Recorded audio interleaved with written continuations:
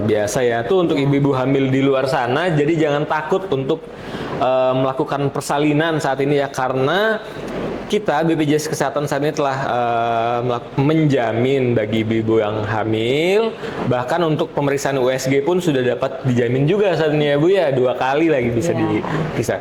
Nah tapi saya tadi tertarik Bu, tentang rujukan, tadi kan ada Bu Tina sampaikan terkait rujukan. Sering saya dengar itu ada orang minta rujukan ke FKTP, minta rujukan ke FKTP, padahal kan seperti yang Ibu sampaikan tadi harus sesuai dengan indikasi medis ya Bu ya, betul. Sesuai dengan apa yang disampaikan oleh dokter yang ada di FKTP. Nah, sehingga sebetulnya untuk aktivitas minta rujukan itu tidak diperkenankan ya Sobat Popmi, semua harus sesuai dengan indikasi medis. Seperti itu ya Bu Tina ya? Betul. Jadi untuk kasus-kasus yang tidak emergensi, memang peserta JKN wajib akses dulu ke FKTP ya, yang terdaftar di kartunya, baik itu puskesmas, klinik maupun DPP ya. Berjenjang gitu ya Bu ya? Berjenjang. Jadi nanti kalau misalnya menurut dokter yang ada di FKTP memang peserta tersebut membutuhkan tindak lanjut ya, dokter spesialis, maka nanti akan diberikan rujukan oleh dokter di FKTP-nya ya. Nanti akan diberi rujuk ke poli mana ke poli mana. Jadi yang menentukan si peserta ini dirujuk ke rumah sakit mana, kemudian ke dokter spesialis mana, itu bukan pasiennya Mas Dani, tapi dokter yang merawat di FKTP-nya ya. Jadi jika tidak dalam keadaan emergensi, peserta tidak boleh mengakses langsung ke rumah sakit. Berjenjang, harus lewat FKTP-nya ya. Baik, jadi seperti itu ya Sobat Popmi. Kita bisa berobat langsung ke rumah sakit, tetapi dengan catatan harus masuk dalam klasifikasi emergensi, seperti itu Bu ya. Nggak bisa kita mau langsung cuk-cuk datang ke rumah sakit, dokter saya sakit, ketika nanti diperiksa ternyata tidak memenuhi terus pusing-pusing aja ke UGD. Iya, betul. Nanti UGD-nya jadi rame ya Bu ya, karena kalau semuanya langsung datang ke UGD. Iya, padahal kan masih bisa diselesaikan di FKTP. Oh gitu, baik. Nah, terima kasih Bu Tina. Nah, selanjutnya nih Bu, masih terkait dengan pelayanan kesehatan Bu. Apakah semua penyakit ditanggung Bu sama program JKN? Tidak semua pelayanan kesehatan atau penyakit dijamin oleh JKN ya Mas Dania. Yang pertama tentu saja pelayanan kesehatan yang tidak sesuai prosedur. Misalnya peserta ini yang dengan kasus tidak emergensi tadi langsung mengakses rumah sakit. Padahal sebenarnya dia masih bisa ditangani di FKTP. Dia langsung loncat nih ke rumah sakit tidak emergensi. Nah, itu tidak dijamin, dia langsung ke rumah sakit itu tidak dijamin. Selanjutnya adalah penyakit-penyakit yang ada beberapa penyakit juga yang disebabkan misalnya ketergantungan narkotika. Itu tidak dijamin ya, dia sakit gara-gara dia tergantung narkotika. Kemudian pelayanan kesehatan akibat menyakiti diri sendiri. Galau, karena galau gitu ya Bu ya. Diputusin pacarnya. Sehingga apa tuh, minum obat nyamuk. Obat nyamuk, itu nggak dijamin juga ya Bu ya? Tidak dijamin ya. Gitu ya Sobat Popmi ya. Jangan sekali-sekali minum obat nyamuk. Selanjutnya juga pelayanan kesehatan untuk estetika. Kayak saya nggak mancung kan dimancungin, nah itu nggak boleh. Sulam alis itu nggak bisa ya Bu ya? Sulam alis, sulam bibir, biar mempercantik diri itu tidak dijamin. Kemudian pelayanan kesehatan meratakan gigi, behel ya. Behel itu tidak dijamin juga. Artinya kalau mau meratakan gigi silakan bayar sendiri. Seperti itu ya. Selanjutnya alat kontrasepsi. Nah, kalau pelayanan untuk KB, IUD dan lain sebagainya itu jasanya itu kita jamin ya, tapi kalau untuk alat kontrasepsinya tidak karena itu sudah dijamin oleh ada instansi lainnya sendiri ya Bu ya. Menjaminnya. Kemudian ada juga kalau pelayanan kesehatan di luar negeri Mas Dani, kita belum nyampe luar negeri. Masih lingkup Indonesia aja ya Bu ya. Itu tidak dijamin. Kemudian usaha mencari keturunan juga. Pelayanan kesehatan mencari keturunan itu tidak kita jamin misalnya, dan perbekalan rumah tangga. Misalnya kalau pada saat bersalin ya di rumah sakit itu kan perlu susu bayi, kemudian pampers itu nggak dijamin juga ya. Tidak dijamin ya.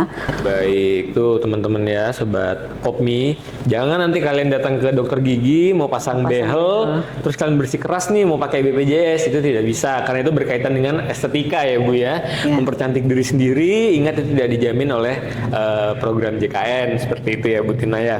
Iya. Baik Bu Tina, kemudian nih Bu ada lagi pertanyaan ya Bu ya. Misalkan seperti saya Bu, saya ini kan aslinya dari Jawa ya Bu ya. Saya aslinya dari Jawa Tengah Bu, katakanlah satu kota di utara Jawa Tengah. Kemudian saya saat ini ada di Provinsi Lampung. Oke, merantau. Nah, Ya. merantau, misalkan seperti itu ya Bu, katakanlah. Vaskes tingkat pertama saya ini terdaftarnya masih di Jawa Tengah Bu. Sementara saat ini saya sudah tinggal di Lampung. Kemudian saya sakit dan saya harus berobat nih ke FKTP terdekat. Apakah itu bisa dijamin Bu Tina? Mas Dani kerjanya di Lampung? Saat ini saya kerja di Lampung. Banyaknya di Lampung atau di Jawa Banyaknya Tengah? di Lampung, seringnya di Lampung sekarang Bu. Harusnya pindah ke Lampung. Oh, dipindahkan ya Bu ya? Ya, tapi untuk sobat Popmi dimanapun berada, jikalau memang ini, kalau Mas Dani tadi seharusnya kan kalau sudah banyak domisilinya di Lampung, seharusnya saya sarankan untuk pindah saja vaskesnya di gitu. Lampung. Ya. Namun untuk peserta yang lain, misalnya hanya sekali-sekali ya, hanya pada saat kalau kita pegawai ini DL gitu ya, DL dalam rangka DL atau sobat yang lain dalam rangka liburan dan ya. lain sebagainya, Berkunjung ke rumah sanak berkunjung saudara ke rumah gitu ya, sanak Bu, ya? saudara, ada hajatan dan lain sebagainya. Nah, jika kita tiba-tiba memerlukan pelayanan kesehatan ya, itu jangan khawatir.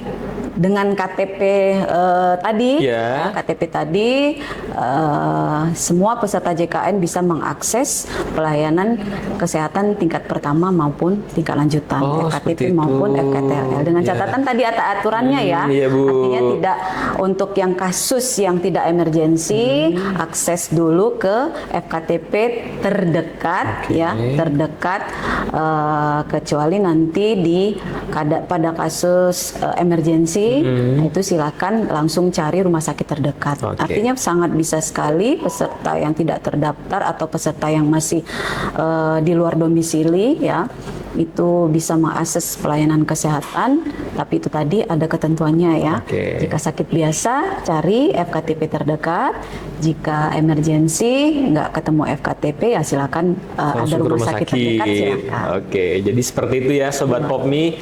Kita bisa mendapatkan pelayanan kesehatan dimanapun selagi itu masih di Indonesia ya Bu ya. ya. Apalagi kalau misalkan kita sedang berkunjung ke rumah sanak saudara, kita sedang ada acara keluarga, kemudian tiba-tiba kita sakit dan vaskes tempat kita terdaftar itu jauh, sangat bisa loh ternyata kita berobat ke FKTP yang terdekat. Nggak mungkin dong ya Bu ya kalau kita lagi sakit harus Mau kembali pulang lagi. Iya. Nah, itu artinya Ya intinya KTP jangan lupa, atau kalau punya mobil JKN ya.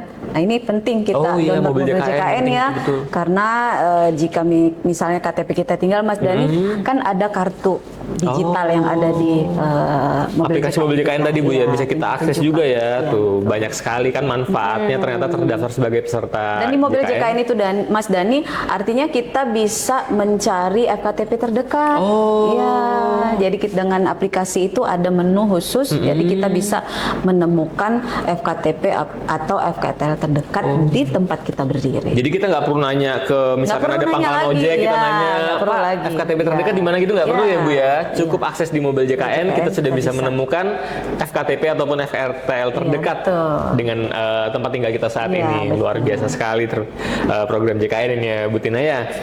Baik, kemudian untuk pertanyaan berikutnya nih Bu, kan banyak nih peserta-peserta yang berobat baik itu di FKTP ataupun di FKRTL ya Bu ya. Mereka ini kadang-kadang ya mendapatkan apa ya yang menurutnya secara objektif atau subjektif mendapatkan pelayanan kesehatan yang tidak sesuai dengan ketentuan, katakanlah seperti itu Bu. Jadi mereka ada keluhan yang ingin disampaikan ataupun mereka ada informasi yang ingin diminta. Nah, di BPJS Kesehatan itu apakah ada Bu?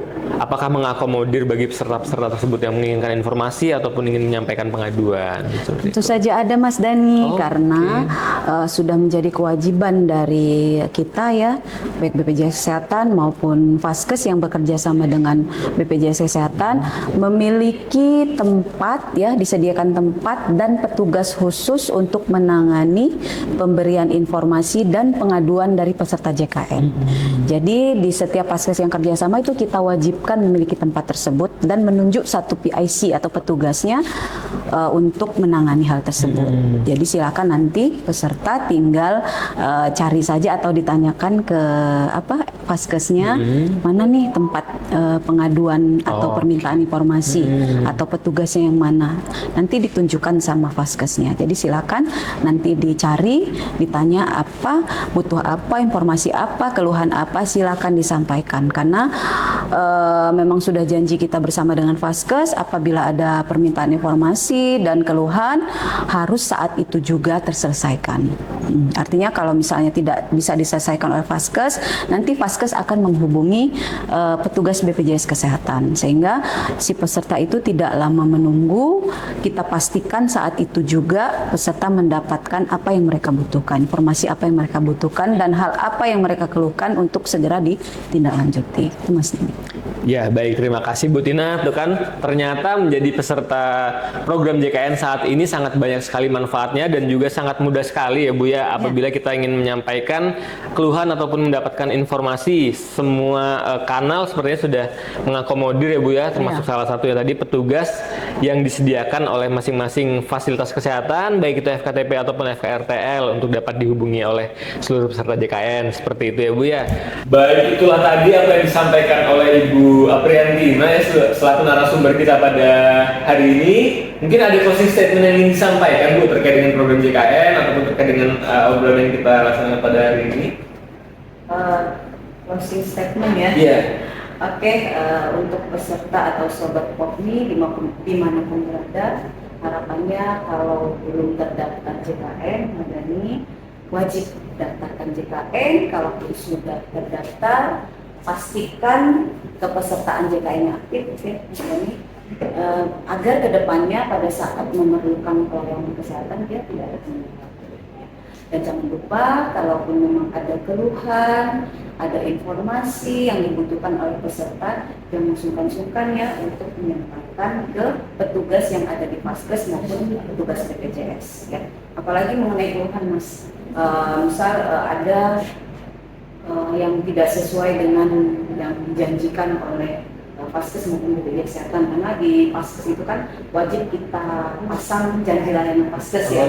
Artinya ada beberapa item yang harus dijalankan oleh Vaskes. Harus berkomitmen ya. Harus komitmen. Nah, tiba-tiba tidak komitmen, nah itu silakan bagi peserta yang dirasa tidak sesuai dengan janji tersebut untuk segera dilaporkan ke BPJS Kesehatan.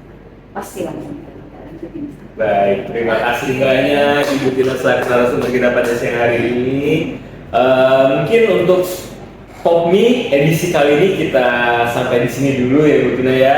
Jangan lupa nantikan POPMI di edisi-edisi berikutnya, tentunya dengan topik-topik yang menarik seperti yang sudah kita bahas pada hari ini.